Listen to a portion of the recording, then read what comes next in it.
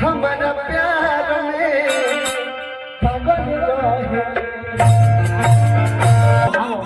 अखिया से अखिया प्यार हो गई अखिया से प्यार हो गई ऊपर दिल के हमारा प्यार हो गई ऊपर दिल के हमारा प्यार हो गई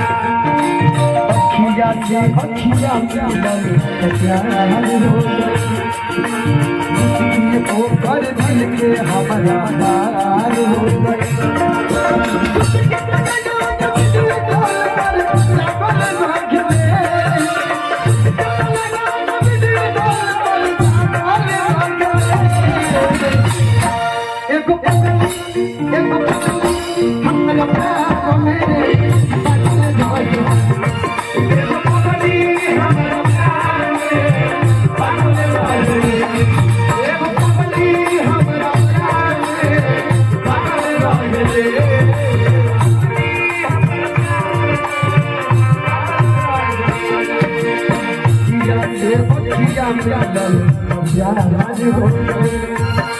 ऊपर दिल के हमारा प्यार हो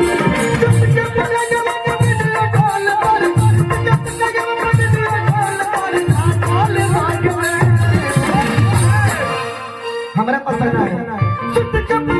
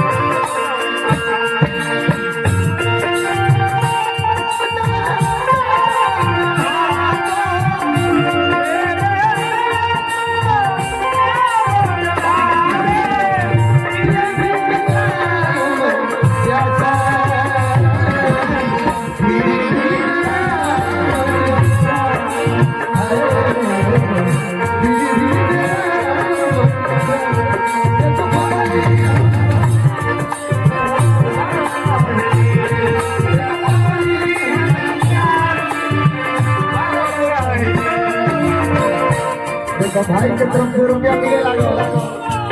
भाई हमारे मेहरारू के दे देने मेहरारू दे दो कोटि कोटि प्रणाम बा जे भी लोग पुरस्कार समझ लो और कौन जी